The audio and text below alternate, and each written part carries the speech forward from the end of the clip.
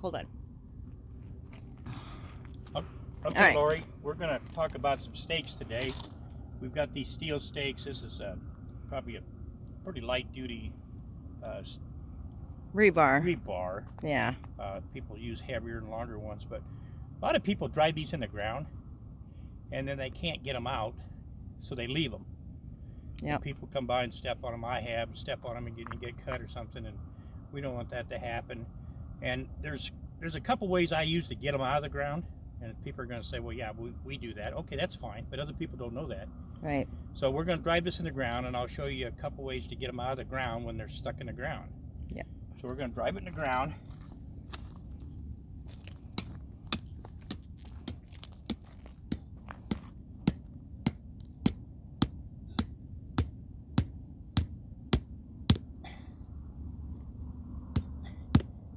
And you know, you can drive them in there.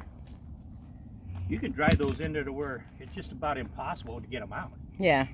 So instead of leaving them, if you got a log chain, take a log chain and wrap it around there some way to where it's going to stay on there. Take your log chain, get it nice and tight so it's going to stay on there. Oops. Okay. And bring your log chain back here to where it's straight.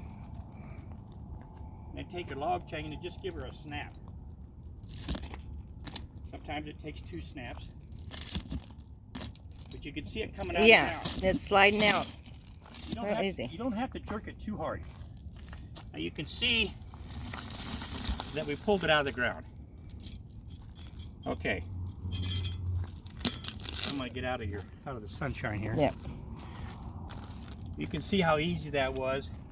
You don't want to jerk too hard because if the chain comes loose, you don't want it to come back and hit you. So it's just a soft 2 or 3 times. Sometimes they'll come out with 1 jerk. Sometimes they'll come out with 4 or 5 jerks. Yeah. But that stake will come out of the ground. Yeah, instead of taking your time and pounding the sides and loosening it up and pulling. Yep.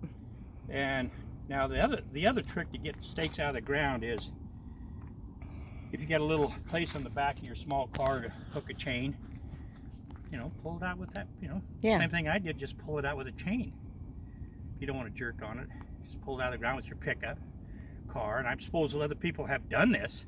Yeah. So it's not my, you know, it's not my patent. So you don't have to replace these stakes all the time. You don't have to replace them, but bad thing about it is leaving them in the ground. Yeah. Yeah. So if you haven't got a log chain, maybe you can use a big rope. You don't want to jerk too hard on the rope. Same way. Use the rope to pull that. And if it gets down to where you haven't got anything, I don't know what to tell you. I guess go back to pounding them with the sledgehammer and jerking on them. But that's my couple ways of doing it. Yep. Now we're going to look at a couple stakes. Yeah. Here that I'm going to comment about. This one here, it's not too bad of a stake, but it's not really. I mean, you can use it. They work to a certain point. Right. I don't like them because they're smooth. They work out of the ground. This one here, I don't want to say it, but that came with your clam, right? That came with a clam. Yeah. And it's plastic. I guess if you were up north someplace in some sand or grass, you could probably use it. It might work. Yeah, but I don't like them. They even when you pull them out, they break. And then this one here, I don't know what the hell this is. No, that comes with those little pup tents. You're better off just I'd use a toothpick. I would throw it. I'd sharpen it, use it as a toothpick, but I'd throw it away. No, it's worthless. Okay, now we're going to go over to here and we're going to look at what I use. And this is probably a 10-inch leg. Yep. And I'm thinking, I can't remember what they cost. Probably a dozen of them for $25 or something like that. I don't know. I would like, this is I think a 10-inch.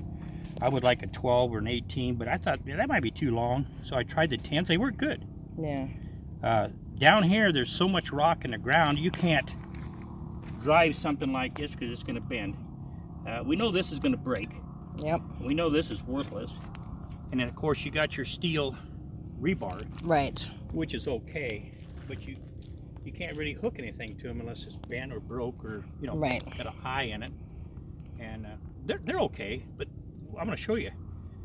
it takes a washer and an impact wrench. And we're going to drive it down on the ground at an angle. Now listen to the impact wrench struggle to get this in the ground.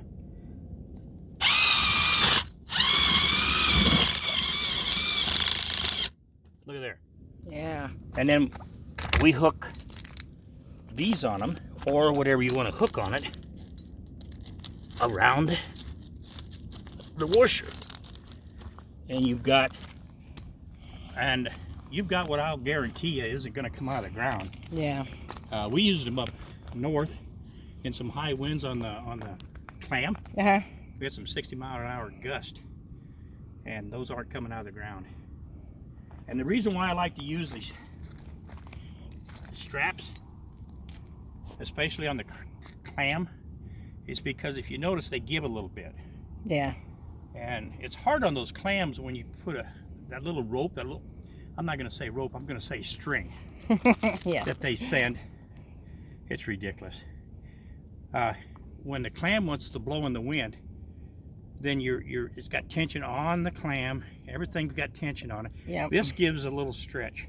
So when the wind gusts, it stretches. It don't just tear everything, your seams, your right. zippers. Just snap everything, yeah. So we'll go around and we'll show you exactly how we done it on the clam. And I think Lori got this the other day. Yep. So here's the clam. And right here's my bolt that I bolted down. And here's where you hook it up here on the clam, like this. And you can see there's a lot of tension on it. And when the wind blows, it gives your clam a little movement where if this was a solid, it puts so much pressure on your zippers, on your top, it just puts on your seams. Yeah. It just gives it enough, like a shock. And I found out it works great. And you're going to say, well, people are going to trip over that. Yeah. Well, I don't use them. I lay them down on the ground. I don't use them during the day. If I know the wind. Yeah, only when the wind is blowing. When I know the wind's going to come up, then I clamp them up. So that's unless. Okay, now I want to ask about the sandbags. You use sandbags, and why do you put the flaps on the outside? Because I've seen other people use their clam and put the flaps, those bottom flaps, inside. Well, if people are putting those flaps on the inside, I don't know. They must have a reason for it, but they're seamed and cut to be on the outside. And the reason why they're supposed to be on the outside, not on the inside, they're putting them on the inside. I don't know. Maybe they got a reason. I'm doing what the instructions tell me, and that's to hold the water out, and that's to hold the dirt out, and that's to hold the wind out. Because see, these lay on the ground, so when your wind comes in, it's pushing up against it. It's not going underneath of it. Right. Okay. Yeah. When they're inside, yeah, the wind just blows right underneath it. But you can also buy a floor for these that fit in there, that comes up the sides, and then it sticks around the side. Oh yeah. The only reason I ain't got it because we have these mats. You see the mats. Yeah. And down here in the desert, it's so rocky and so rough that we found out with chairs and tables, eventually you can poke a hole through these accidentally by just sitting on a chair sometimes. Right. So we went without the floor because we didn't think it was necessary. Now you asked me about the sandbags. Yep. The reason why I got the sandbags is because last year when I was up here, I had this big tent that's over here that I sold to this guy, and a big canopy like I've got. Big canopy, yeah. And we could not hold the size of the tent down without wind coming underneath of it down here. I don't care how tight you got your tent to the ground, or how good a tent you got, or how good a clam, or how good down here, that when you get your 40-mile-an-hour gust and your 35, it's going to figure out a way to get underneath everything. Oh, it gets in our motorhomes. We've got everything closed up. So what do you think it's going to do to this? This is something that I bought on the way down here. They're 60-pound sandbags. I would have liked to have them longer, and I want to get them longer, but I want to get what they call a snake. They're about this big, and they're 4 and 6 foot long, and they're 60 pounds. But they're smaller, and I want to get those, and I want to snake them from stake to stake. Yeah. so that it kind of puts a seal all the way around. I'm not going to keep all the dirt out, but if the wind comes up, it's not going to work. It's not going to be easy to work underneath them. Yeah, and those sandbags will be reusable. Well, could you empty them and refill them again, or? I'll tell you. I'm glad you brought that up because a friend of mine down here said, well, you can buy water bags, the snake bags that you put water in for weight. Oh yeah. So I'm going to go that way. I think what I'll do, because you don't want to carry these around. You don't want to carry 500 pounds. Right. Around. Yeah. You always want to get rid of leave here, all the I'm weights. either going to give them to somebody, or I'm just going to cut them open, and put the sand. Yeah. Leave the sand, because I don't want them because they're too heavy. Right. But I bought them on the way down. I thought, okay, well. But anyway, I'm gonna go online, and they make a round. They call it a sand snake or a water snake, and you fill them full of water. And you can buy them in 4, 6, or 8. Well, I think I'm gonna get it probably 6 or 8. But then I got kind of a seal all the way around it. Why I'm here. Yeah. And if I decide to move somewhere, it's a lot easier to drain the water out. Right.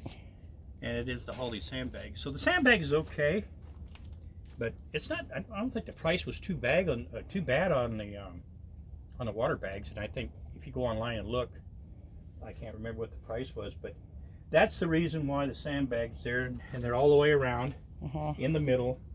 We'll see what happens when the wind comes up. We'll see but even without the sandbags, I think it's going to hold a lot of dirt down from getting inside. Yeah. But you can't stop it.